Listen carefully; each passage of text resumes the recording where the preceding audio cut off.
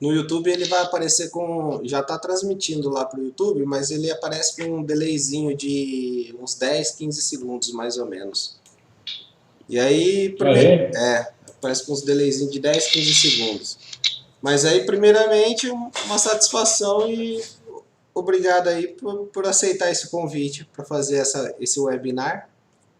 E professor Douglas e professor Damasceno, para a gente tratar desse assunto agora que nos pegou de surpresa, né? Esse isolamento. E dentro de educação a gente sempre fala da modernidade, do avanço tecnológico, mas a gente nunca achou que o avanço tecnológico chegaria pulando de dois pés no nosso peito, né? Que essa modernidade ela viria tão rápido, tão abrupta assim, E sem na, aviso, sem aviso, né? aviso prévio. E aí, começando aqui, eu gostaria primeiro que vocês se apresentassem, professor Douglas e professor Damasceno, fizessem uma breve apresentação. E eu, o Lucas, eu sou orientador educacional da ETEC aqui de Monte Aprazível e vou tá mediando esse webinar aqui, esse, essa primeira transmissão ao vivo da ETEC. Vamos lá então? Pode começar, Douglas. Boa noite a todos, boa noite aos alunos e a todos os telespectadores aí, agradecer a presença de todos, que eu acho que informação nunca é demais, né? E ainda mais em meio a essa pandemia, onde a gente não sabe para que lado correr e também a gente fica muito perdido em relação aos fake news. Então, para mim é uma honra poder participar, tá, desse bate-papo informal aqui com vocês e esclarecer algumas dúvidas, né? De alguma forma está ajudando aí a conscientização da população. E meu nome é Douglas, eu sou professor da ETEC, tá? E sou professor de Biologia e Química e fiz meu mestrado na Unesp em Rio Preto, certo? Professor Damasceno? Bom, eu sou da Damasceno e primeiramente gostaria de agradecer, é sempre uma honra muito grande a gente, de uma forma ou de outra, a gente está colaborando, né? A instituição onde a gente trabalha, né? Porque a gente tem, além do compromisso profissional, a gente tem um compromisso afetivo também, né? Diante dos colegas, das coordenações, direção, né? Todos os alunos. Então, assim, muito obrigado aí pelo convite, Lucas, e espero de uma forma aí bastante simples poder contribuir um pouco, né, no esclarecimento das. Eu trabalho aí na ETEC, aqui na ETEC de Monte, faz 3 anos. Eu sou licenciado em Letras pela Unesp de Rio Preto. O meu mestrado ele foi feito pela Unesp de Araraquara e também uma pós-graduação lá do Ciência em Oralidade e Escrita, né? Então, a minha parte mais específica é a parte de línguas, português, espanhol, literatura, linguística e sociolinguística, né? Então, diante desse bate-papo aqui, a gente espera colaborar um pouco na solução de alguns problemas e passar algumas dicas para vocês. Tá legal? Aí beleza. Eu separei algumas perguntas aqui para vocês, para a gente seguir um roteiro. E aí eu tentei intercalar uma pergunta para cada um de vocês aqui, para a gente ir tendo conexão entre as perguntas e entre as respostas, né? E é um momento muito difícil. Eu vejo aqui na escola, os alunos entram em contato, estão com saudade da escola. Como eu recebi hoje por WhatsApp, um aluno falou assim: Nossa, eu preferia estar na escola reclamando que eu queria estar em casa. Eles escreveram bem assim: eu queria estar na escola reclamando que eu queria estar em casa. Então eu vejo também que é essa convivência deles, esse afeto, tanto pela escola como pelo convívio social, hoje é um apelo muito grande, né? Então, eu perguntaria aqui primeiro para o Douglas, durante essa pandemia, a recomendação de isolamento social. Por que o isolamento social agora? Bom, o isolamento social e o distanciamento é a medida preventiva não farmacológica mais utilizada em meado a essa pandemia. Trata-se de um vírus novo, né? E no caso nós não conseguimos ainda tratá-lo com algum medicamento, com nenhum medicamento farmacológico. E no caso, o isolamento, pessoal, nós temos como principal meio de não ter a transmissão e contaminação de outros indivíduos. Sabe-se que o vírus, ele permanece em gotículas e outros fluidos. A partir do momento que você está contaminado, você, no mínimo, vai contaminar de 2,5 a 3 pessoas, enquanto que em estudos, eles fazem a contaminação, pessoal, por exemplo, de uma pessoa que está isolada, ela pode contaminar no máximo uma pessoa. Então, quer dizer, nós temos uma progressão aritmética aí derrubada, tá? Então, daí a necessidade e importância de fazer o isolamento e o distanciamento social, para que não tenha uma proliferação e propagação do vírus, uma vez que esse vírus é um vírus novo e todos estão suscetíveis aí à contaminação. E aí, por isso é importante ficar em casa, né, Douglas? Isso, por isso é importante, por exemplo, você evitar de ter esse deslocamento, de ter o contato com outras pessoas, tá? No caso, por exemplo, eu quero fazer alguma atividade, por exemplo, ir à farmácia, ir ao supermercado, essas necessidades básicas. Sempre está utilizando o distanciamento, mesmo nesses locais, tá? É recomendado a utilização dos EPIs, né, dos equipamentos aí de proteção individual, também nesses casos aí de saídas rápidas. Ô Douglas. Oi. Eu acho que essa definição de isolamento social é uma definição, ela é muito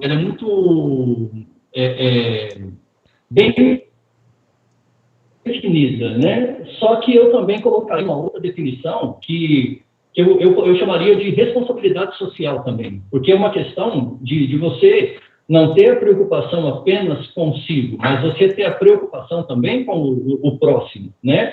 Porque, às vezes, você, pelo fato, muitas vezes, você é jovem, você tem uma saúde bastante estável, você já está tão afetado. Pode ter adquirido o vírus, no entanto, no sentido físico, né, com o contato com esse vírus, mas você pode estar transmitindo isso para uma pessoa que esteja muito debilitada, né? Então, pessoas que correm um sério risco. Então, além desse isolamento social, a responsabilidade social também é extremamente importante. Então, a gente tem que pensar muito nesse próximo também, além de nós mesmos, né? Isso mesmo, Damasceno. Então, quer dizer, a partir do momento que eu tenho o isolamento social, automaticamente eu tenho também a responsabilidade com o próximo. Porque aí, no caso, nós temos que ter, atualmente, o pensamento no coletivo e não no individual. É que nem eu falei para vocês, uma pessoa com isolamento, ela pode transmitir no máximo para uma pessoa. Já uma pessoa que está fora do isolamento, ela não tem essa responsabilidade e ela pode ser assintomática ou ter sintomas leves e ela pode proliferar e infectar mais 3 pessoas. Agora, você imagina numa população que nós temos numa cidade. E outra, a disseminação do vírus é muito rápida, tá? Agora eu vou seguir uma pergunta para o professor Damasceno. O professor, e nesse tempo de isolamento, qual pode ser uma das maiores dificuldades durante os estudos dos nossos alunos? Olha, existe, assim, vários quesitos que vão dificultar essa nova etapa pela qual a gente está passando, né? Então, a gente tem que ter consciência de que a nossa vida em todas as esferas, elas mudam. Constantemente a nossa vida muda. O dia de ontem não foi igual ao dia de hoje, que não vai ser igual ao dia de amanhã. Então, tudo é diferente, tudo constantemente está em mudança. Algumas mudanças acontecem de uma forma mais lenta, outras mudanças acontecem de uma forma muito rápida. E essa pela qual nós estamos passando aconteceu aí de uma forma bastante rápida, no contrapé, né? Então, essa mudança rápida, ela acaba ocasionando certas dificuldades no nosso novo caminhar. Então, nós precisamos aí repensar maneiras de continuar dentro de uma certa normalidade, mas com outra. E essa mudança, ela vai trazer dificuldades, como você questionou, Lucas. E uma das maiores dificuldades que eu vejo com relação a esse estudo à distância é a interação do grupo. Porque a gente sabe que a educação se processa não somente de forma individual, mas ela é de forma coletiva. A gente trabalha com salas, a gente trabalha com grupos de alunos, né? E dentro das próprias salas, uma das metodologias é a troca de informação, é a troca de ideia entre esses alunos. É você apresentar uma visão diferente, uma visão nova, uma visão pessoal que acrescente alguma coisa naquilo que está sendo estudado. E essa dificuldade eu vejo que vai ser provavelmente a interação social, porque dentro de uma sala de aula é bastante fácil até você juntar os grupos e você formar, né, grupos de estudo. Agora, pelo aplicativo, pela internet, a gente vai ter uma certa dificuldade. Então, vai ser preciso que essas pessoas repensem como é que elas vão se organizar para dar continuidade aos estudos. Então, é fundamental que haja essa integração de grupos. E é justamente aí que eu vejo que a educação à distância ele pode trazer alguma complicação. Então, nova forma de organização, novos modos, né, de estudo tem que ser repensado. Até porque não é de costume nosso, né, o brasileiro, ter essa autodisciplina. Porque nesse momento, as dificuldades que nós temos, ela é mais cultural, eu acredito, nesse ponto, por alguns colegas de profissão que eu tenho conversado e que atuam no campo clínico, eles estão vendo pais que chegam no consultório deles e, como ele mesmo falou outro dia para mim, em uma pesquisa que ele está fazendo para o doutorado dele, teve um pai que falou assim: nossa, agora eu descobri que eu tenho filho. Então precisou uma pausa dessa, uma mudança tão drástica dessa, para muitas vezes também dentro do contexto familiar reconhecer o outro, né? Que está ali, que está presente e que eu sou responsável por aquilo que acontece, eu sou corresponsável pela educação dele. A educação não é só da escola. A escola tem um papel muito importante na socialização, no convívio, aprendizagem de regras, mas é uma participação coadjuvante. Aí nós temos a definição do termo educação escrito de duas formas, né? A educação com E maiúsculo e a educação com E minúsculo, é assim que se escreve mesmo. E essa educação com E maiúsculo é a educação formal, a educação oficial, a educação institucional. E a educação com E minúsculo é a educação que se tem justamente em casa. Então, é necessário essa junção desses dois princípios de educação, né? São complementações, é como a mão esquerda e a mão direita, né? Que são formas diferentes de se organizar, mas que junto cumprem uma função extremamente importante. Eu acho que essa pandemia que chegou, ela fez justamente a gente repensar inúmeros valores desses que você citou, né? Da redescoberta daquele que está ao seu lado, que muitas vezes está tão longe, né? Dentro da mesma casa, debaixo do mesmo teto e tão distante. Então, essa educação de base familiar é uma complementação extremamente importante para essa educação oficial. São complementares. Isso aí eu acho que é uma das grandes experiências que a gente veio. E uma coisa que eu fiquei pensando agora, em relação ao isolamento, eu fico imaginando tudo que nós estudamos em história aí. Provado que é fundamental. O Damasceno deu uma travada na conexão. Ah, desculpa. Sabe uma coisa que eu fiquei pensando aqui? Por exemplo, tudo que a gente já estudou em relação a pragas que aconteceu antigamente, tudo, e havia esse isolamento. Vocês imaginam o isolamento social dessas pessoas que não tinham nenhum artifício de internet naquela época? Vocês pararam para pensar sobre isso já? Ô Douglas, tem um livro que eu li que se chama O Sapiens, de Harari, um judeu Harari, e ele conta a história da humanidade, né? Ele vai contando desde o surgimento do Homo sapiens até o desenvolvimento. Uma ideia muito interessante. Ele fala que, individualmente, nós não temos a capacidade cognitiva igual a um homem de 3, 4, 5 mil anos atrás. Esse homem de 3, 4, 5 mil anos atrás, ele tinha muito mais habilidades cognitivas do que nós. Então, nós fomos perdendo, mediante essa mecanização da vida, né, esses artifícios que exigem cada vez menos a nossa habilidade humana. Eu pensei muito sobre isso que você falou, porque imagina, por exemplo, você pega um grupo de pessoas de 5, 8 mil anos atrás, numa aldeia pequena, perdida no mato, ou numa savana, ou no alto da montanha, o que tinha para fazer? Então, vamos estudar as estrelas, vamos estudar o ciclo do Sol, né? Então, é muito interessante que, recentemente, a gente está vendo aí no céu do Brasil a passagem de, alguns dizem que são satélites, né? O Starlink, outros dizem que são discos voadores, não sei, né? Mas as pessoas têm parado para observar, né? Aquilo que está além da tela do celular, aquilo que está além de dentro da casa, né? Eu tenho pensado muito nisso aí. Mas a gente vai redescobrindo coisas, né?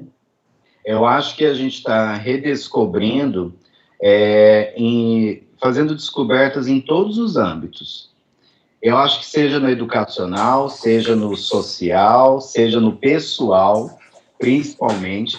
E uma coisa que eu fico imaginando, e depois a gente precisava até fazer uma próxima live a respeito disso, aproveitar o apoio do nosso psicólogo, que são os mecanismos pós-isolamento. Vocês já pararam para pensar? O que você acha? Nossa, verdade. Porque, vamos ser bem sinceros, atualmente o meu isolamento social é bom, porque eu estou me conhecendo, eu estou me isolando daquela amizade tóxica, daquele parente que só reclama, eu estou conseguindo me blindar. Só que depois disso, gente, é tema para a próxima live e nós vamos precisar muito de você, Lucas. Sim, a gente pode tratar disso tranquilamente. Ontem, né? ontem eu estava assistindo uma entrevista com o Suassum e eu acho legal os causos que ele conta, tudo. E aí, um negócio que eu achei legal, ele falou assim, eu tenho 80 anos e eu ainda estou descobrindo as coisas que eu não gosto. Então, existem coisas, e ele toca nesse ponto aí, que ele fala assim, tem coisas que eu já sabia que eu não gostava, mas eu não tinha coragem também de me manifestar que eu não gostava. Então, são algumas características que a gente vai adquirindo aí só com o tempo.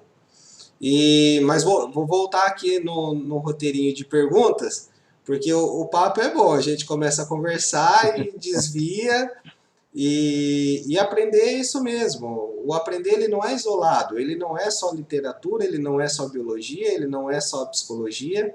O aprender é um conjunto de significados que a gente junta eles e transforma num produto final. Então, essa conversa, essa live que nós estamos fazendo hoje, é justamente isso, é juntar várias ideias várias formações e tentar construir um ponto de vista diferente do que nós estamos passando hoje também. Eu vou seguir aqui para uma segunda pergunta para o Douglas, uma pergunta técnica também. Onde o vírus se mantém vivo, Douglas? E por quanto tempo ele vive? Através de vários estudos aí, dependendo da superfície, Lucas, ele vai ter um tempo aí de vida maior ou menor. Só que aí no caso, por exemplo, a gente pode padronizar. Então, quer dizer, a gente percebeu que através de vários estudos, um ambiente hospitalar, ele vai ter um tempo de vida maior, por conta de alguns artifícios e alguns recursos aí, como, por exemplo, uma temperatura mais baixa, tá? Entre outros fatores. Então, fala-se hoje que o tempo de vida, né, entre aspas, porque o vírus é um ser acelular, então ele não tem vida, ele só é proteína e lipídio, a gente pode falar que o tempo de vida dele é de cerca de 12 horas em superfície, tá? Ô Douglas, eu já vi até o vírus se mantendo aí por até 48 horas. Como eu falei, a gente tá, tipo assim, dependendo da superfície, por exemplo, papelão, né, plástico, a gente pode padronizar ele como 12 horas, geralmente, né? Algumas superfícies com mais, outras com menos também. Mas aí o padrão, né, que a Organização Mundial de Saúde padronizou, que é por 12 horas. Mas não convém arriscar. Ô Douglas, eu queria inteirar a sua pergunta. E por que água e sabão é tão eficiente para a higienização? No caso, por exemplo, a partir do momento que eu tenho o sabão sendo uma estrutura apolar, ele vai fazer, pessoal, com que eu tenha um rompimento da cápsula glicoproteica do vírus. Por quê? Sabe-se que o vírus é um organismo acelular, ele não é formado por células, e para ele se proliferar, ele vai ter que parasitar uma célula viva. A partir do momento que eu uso a água e o sabão, aquela substância vai fazer com que as pontes de glicose e proteína do vírus se quebrem, e aí eu tenho o quê? Uma desidratação desse organismo. Aí eu falo assim, mas o álcool de posto, que é quase 100%, 92 Gay-Lussac, por exemplo, ele é muito mais forte, então ele com certeza vai destruir mais o vírus. Não. Aí que a gente se engana. O ideal seria o álcool 70% para eu fazer a asepsia. Por quê? O álcool 70% eu vou ter um teor de água também. E graças a essa água associada com álcool, eu tenho uma destruição da cápsula tanto a nível proteico quanto a nível lipídico, fazendo com que tenha o rompimento depois da membrana dessa partícula, desse vírus. Tá? Entendi. Isso daí era uma dúvida que eu tinha, porque eu via que era tão eficiente, até mais do que o álcool em gel. O lavar as mãos correto, o procedimento de lavar o dorso, a palma da mão, é mais eficiente do que o álcool em gel. Então era uma dúvida que eu tinha e aproveitei a oportunidade para perguntar o porquê. Eu estava lendo também, que eu achei uma informação muito bacana, que é o seguinte, que a molécula do sabão, ela absorve a gordura para dentro dela, enquanto que a parte externa dessa molécula repele a água, se repele com a água. Então quer dizer que porque o vírus ele é envolto numa superfície gordurosa, né? E proteica. Então, aí essa gordura, essa molécula de sabão, ela vai sugar essa molécula proteica, essa gordura para dentro dela, ao mesmo tempo em que é repelida pela água. Então, por isso que você consegue eliminar o vírus, né? Isso então, mesmo. É muito eficiente o lavar a mão com sabão, né? Muito eficiente. Isso. Então, no caso, a partir do momento que eu tenho essa substância, esse sabão, ele é uma estrutura adstringente, ou seja, é como se, por exemplo, fossem os sucos pancreáticos, a bile do nosso organismo. Ele vai emulsificar essa gordura, ele vai romper essas partículas de gordura, fazendo a exposição do material interno aí do vírus e também posterior morte, né? Ou seja, ele não vai conseguir agredir nem parasitar uma célula viva. Vamos lá. Que legal. Eu vou continuar agora com uma pergunta para o professor Damasceno. Eu estou com duas perguntas aqui, professor, mas eu vou tentar sintetizar em uma só, porque eu acredito que uma tem a ver com a outra. A primeira pergunta é o que acontece com o aluno que não tem um bom preparo para o estudo à distância? E a outra pergunta é necessária alguma mudança de rotina para esse estudo à distância? É fundamental, né? Porque, assim, como você mesmo falou no começo aí da nossa conversa, do nosso bate-papo, a maioria dos alunos, eu não posso dizer de todos, mas o aluno brasileiro, ele tem uma tendência a ser muito passivo diante do processo educacional, né?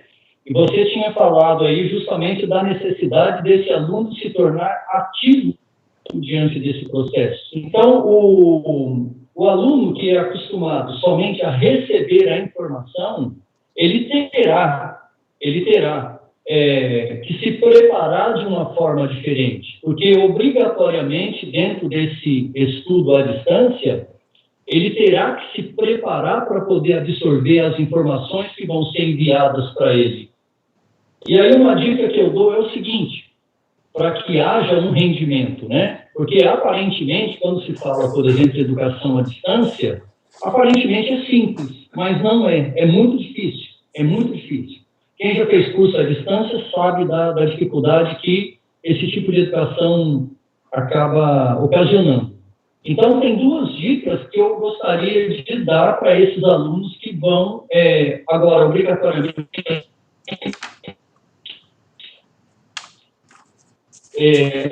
participar dessas aprendizes.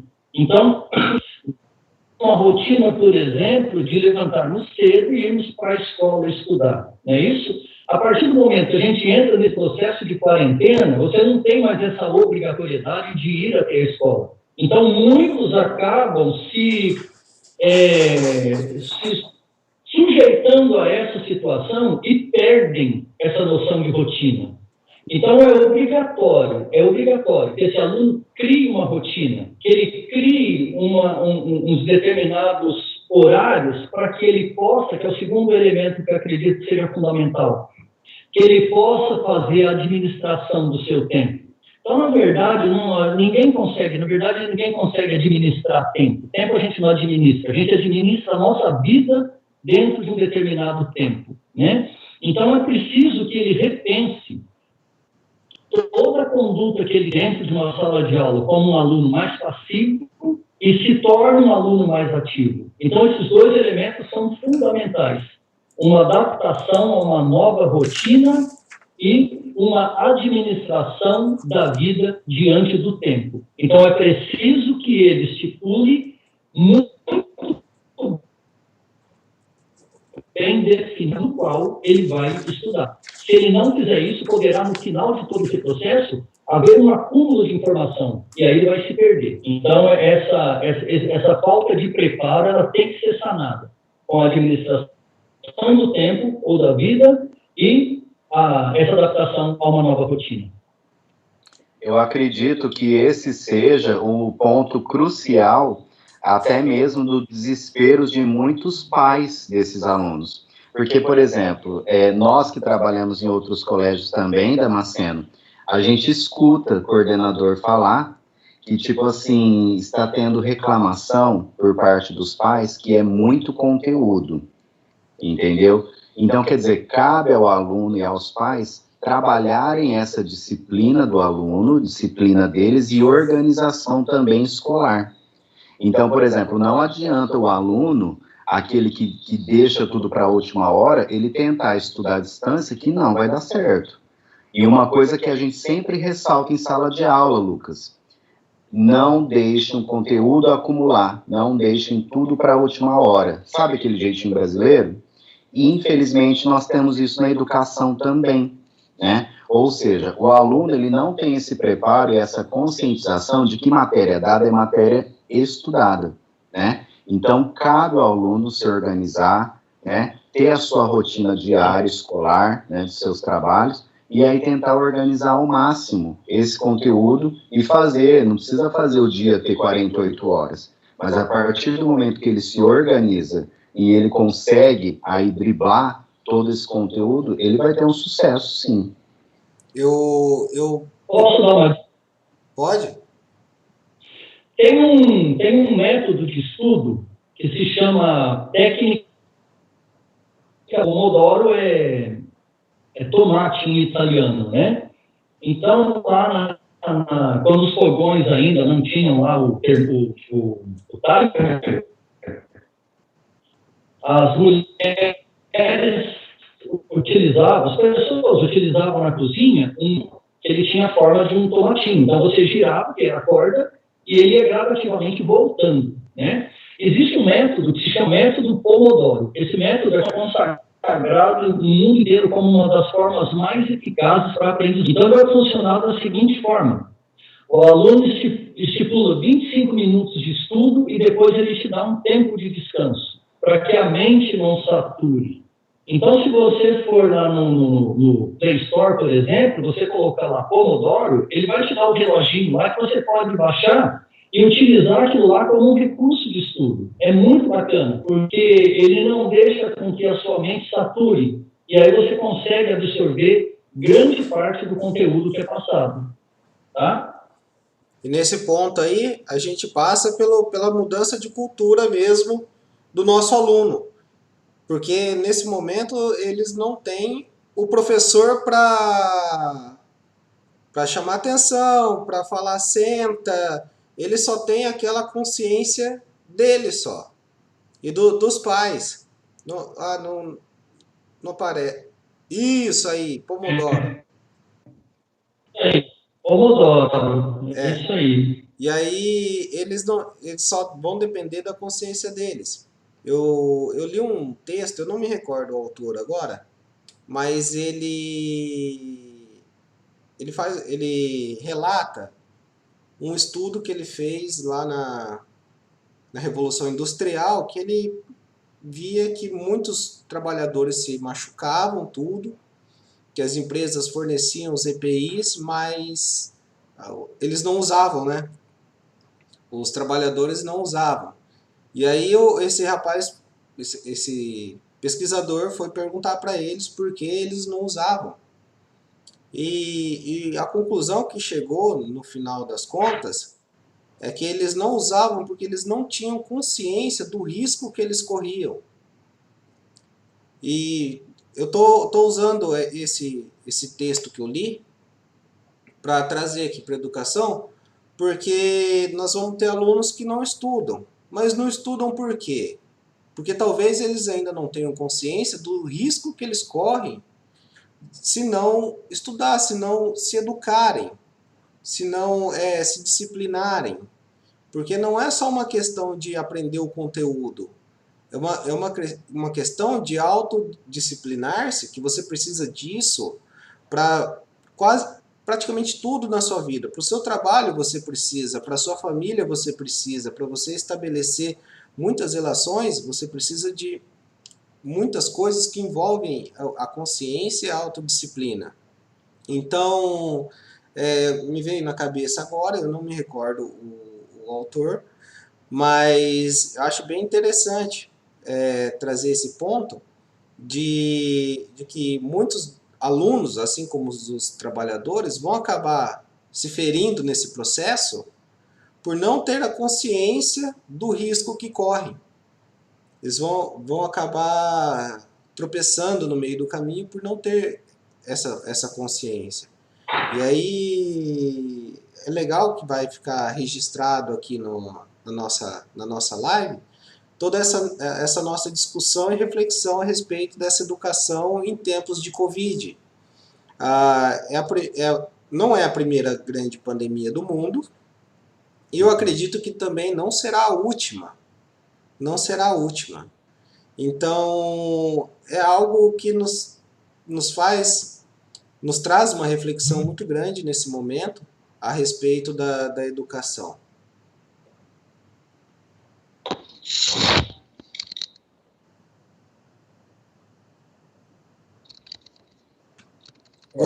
Gostaria de com acrescentar certeza. alguma coisa? Enquanto você estava falando, eu estava me lembrando de um provérbio japonês que fala assim: se você cair 7 vezes, se levanta 8. Então, a gente está dentro desse processo de aprendizado, né? A gente vai tropeçar mesmo, a gente vai cair, mas isso também, como a gente estava falando agora há pouco, é o processo educacional, né?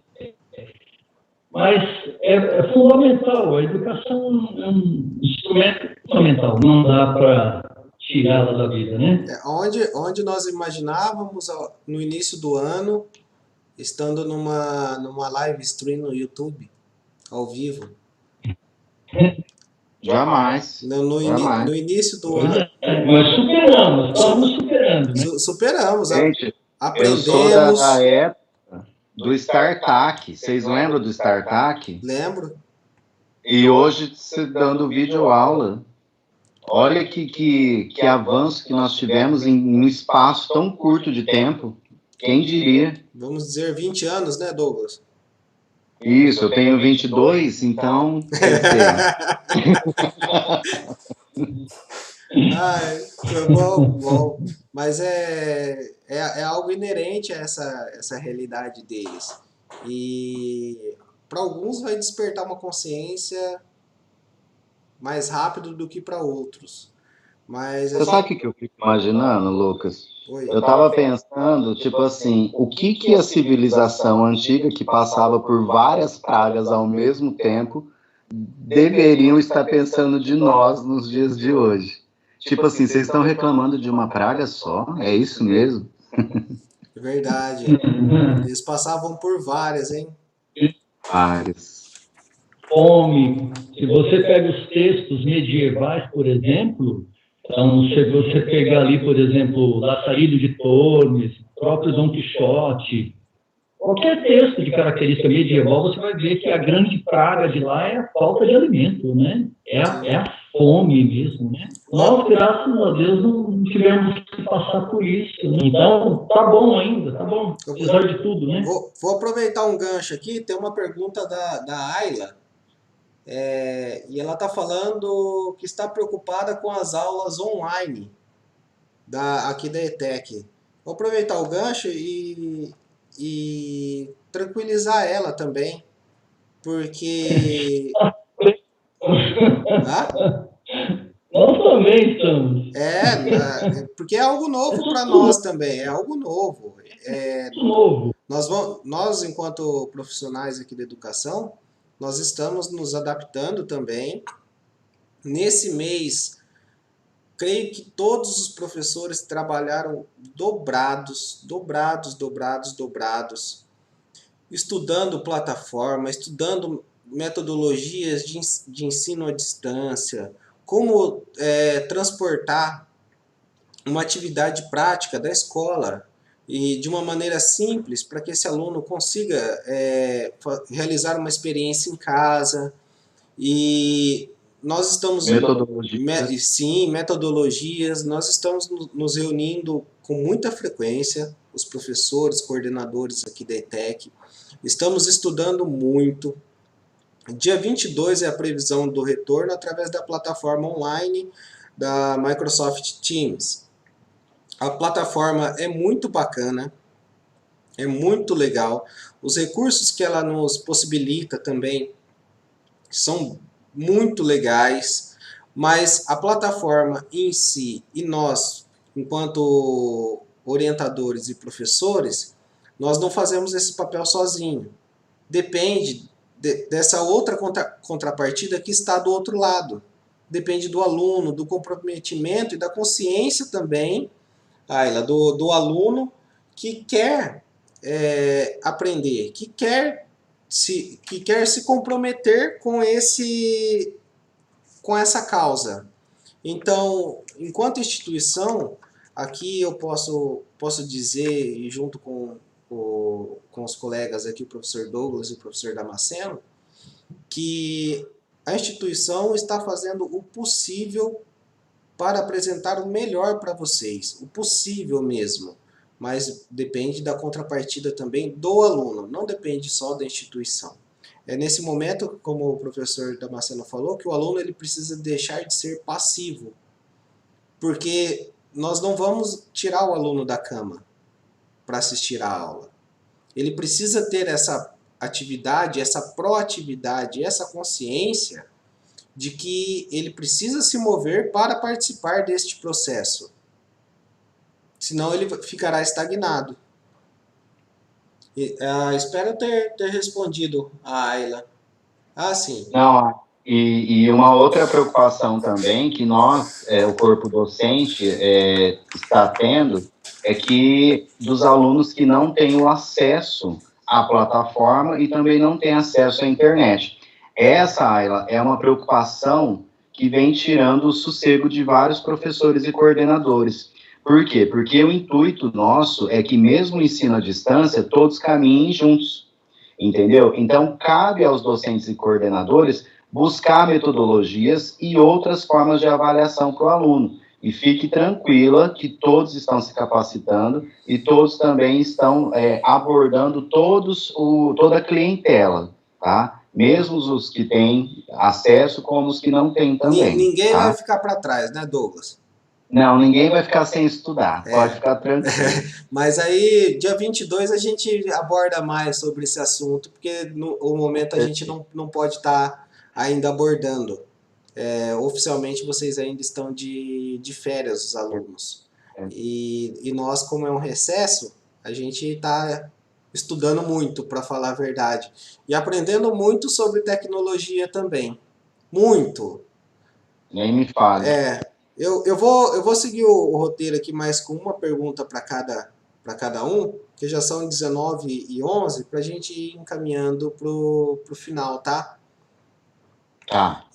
Eu vou seguir aqui com uma pergunta para o professor Douglas, que é a distância recomendada entre as pessoas, professor Douglas, a respeito do contágio do Covid-19, e se eu precisar ir à farmácia, ir ao mercado, os cuidados que devem ser tomados.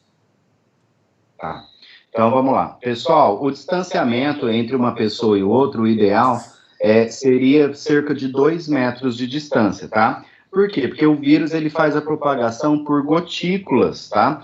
E no caso também é aconselhável estar utilizando alguns EPIs, tá? Como, por exemplo, máscara, para você não ter a proximidade ao falar com alguma pessoa que possa eventualmente ser assintomática, tá? E ela está contaminada e ela transmitir a partir dessas gotículas para você. Sabe-se aí, pessoal, que o vírus é um vírus pesado.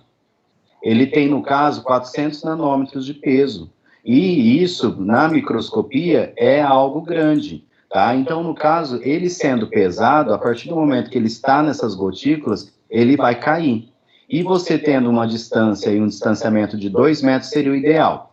Utilização de máscaras, tá? Utilização de álcool em gel para a gente ter esse rompimento da cápsula glicoproteica que nós falamos também. E hoje, no comércio, eu ando percebendo que, por exemplo, quando você entra numa farmácia ou no supermercado, eles já estão utilizando de algum método de segurança. Tanto é que, por exemplo, eu entrei numa farmácia e eu vi que tinha uma tarja amarela, uma fita amarela. Eu falei, gente, será que morreu alguém aqui? Né? Sabe aquele isolamento policial? Eu fiquei olhando e eu não conseguia aproximar do balcão. Quer dizer, eles estão fazendo de forma correta, evitando esse distanciamento. Da mesma forma que quando você vai passar no caixa, no supermercado, tem aquela placa de vidro. Agora não mais você tem o contato ao falar.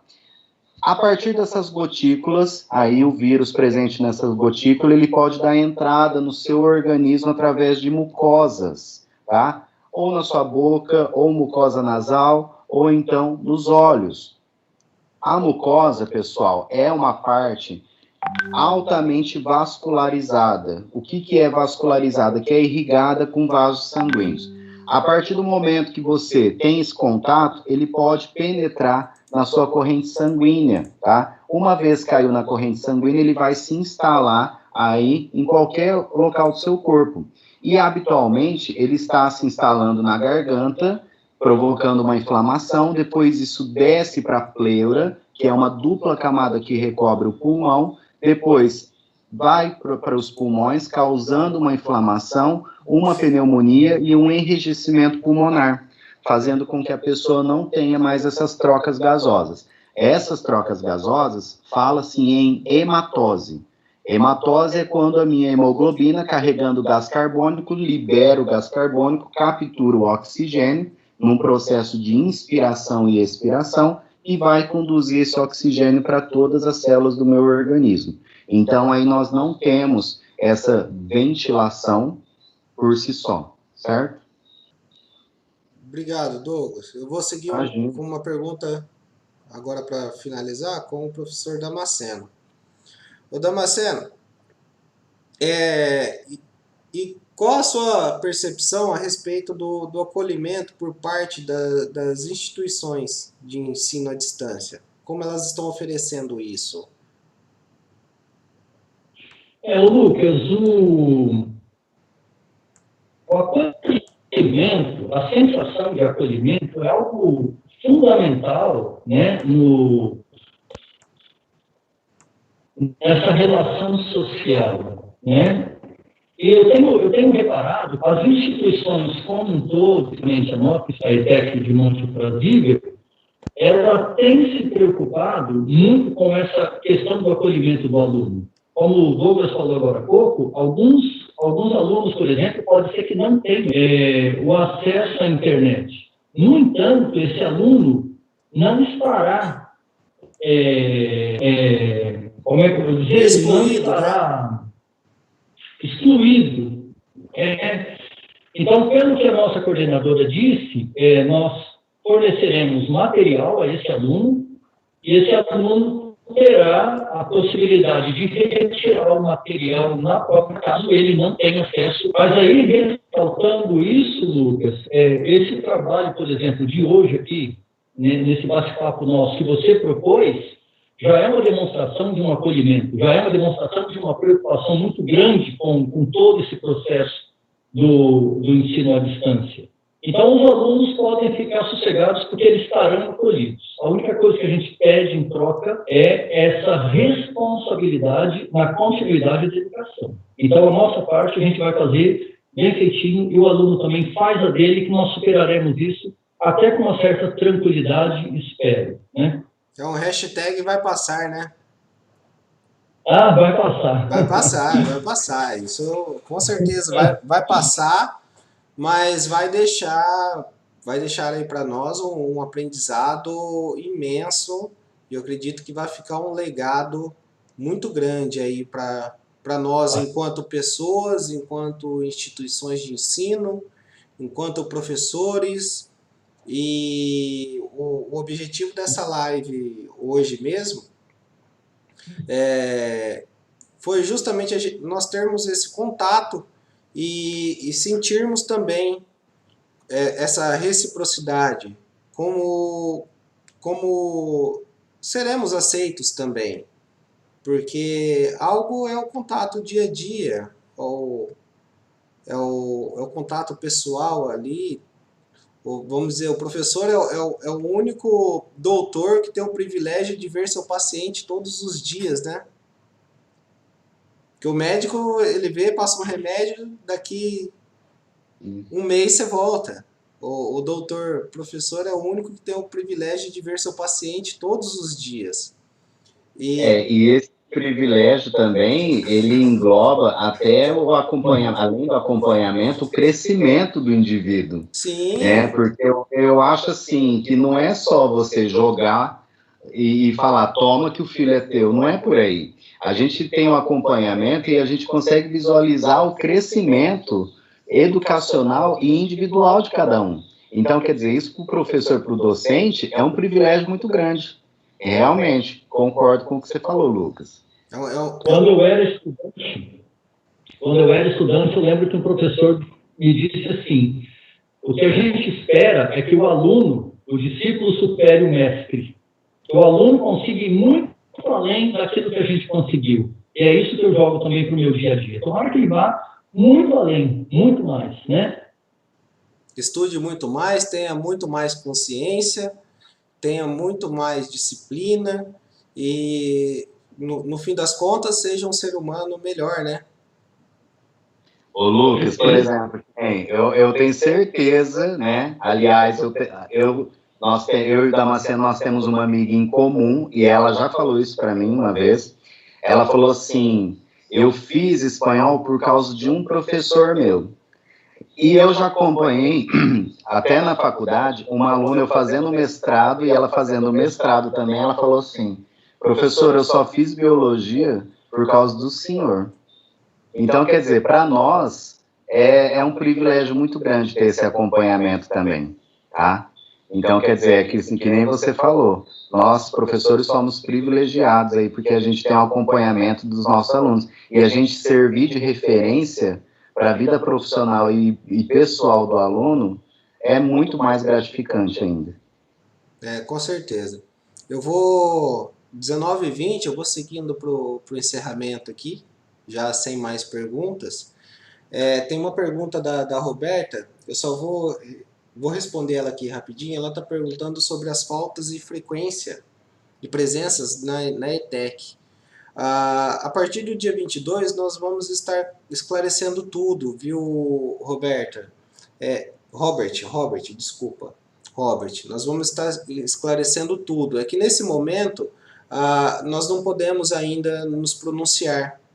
A gente depende de publicações governamentais, a gente depende de publicações institucionais. Então, eu aqui, Lucas, e nós, enquanto professores, nós não podemos nos pronunciar por nossos superiores, nós precisamos esperar essas decisões ainda. Então, eu peço um pouquinho de paciência, Robert, que todas essas dúvidas, com certeza, elas serão sanadas, mas é somente a partir do dia 22. Tudo bem? E eu agradeço já de antemão aqui a presença do professor Douglas, agradeço a presença do professor Damasceno. O pessoal que acompanhou a live aí, deixa uns comentários. Acho que é ali do lado, ali, ó, tô apontando. Ó. No YouTube aqui aparecem os comentários aqui do lado. O Douglas acho que tem que apontar pro lado direito dele. Os comentários aparecem. É aí mesmo, Douglas. Os comentários aparecem aí do lado sobre uma próxima live que vocês queiram ver ou um assunto que vocês gostariam de abordar. Que aí nós vamos pensando em como tornar isso didático e divertido.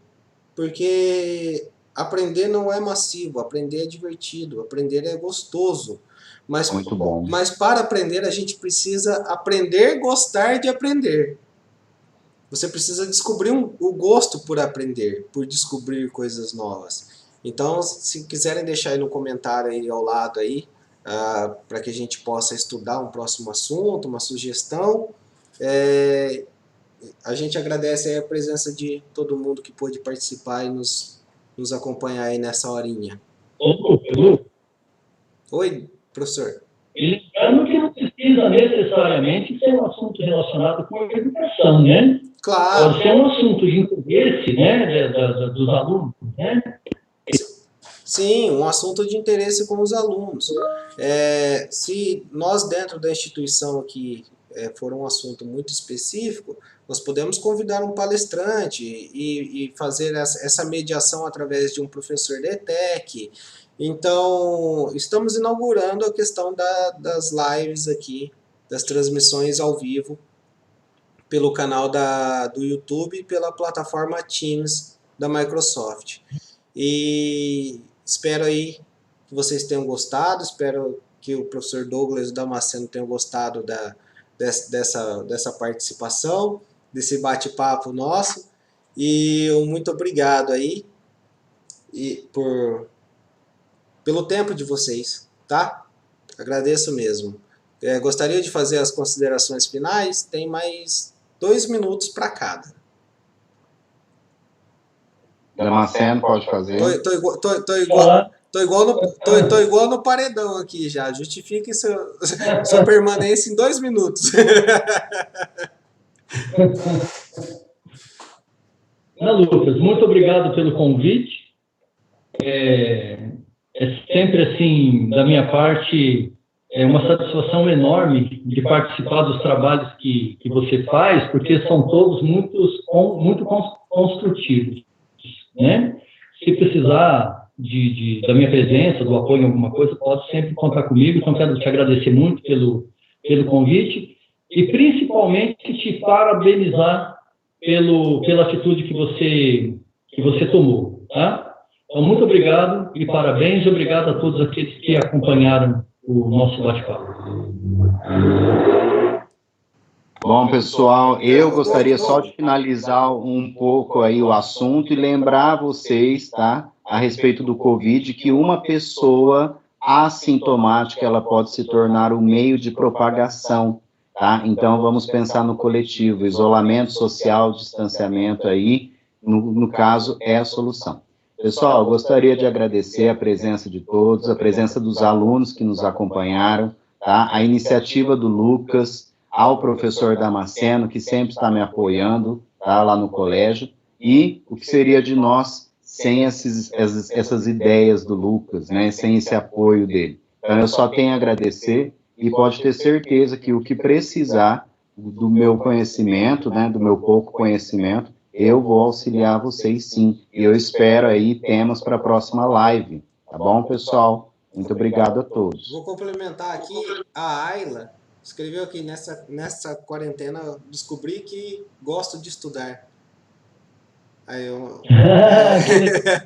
Mas é o que nós falamos, é o autoconhecimento, é você conhecer você mesmo, entendeu? E a Fabiola tá dando um parabéns para nossa live da ETEC de Votuporanga, tá acompanhando a nossa live aí desde o início.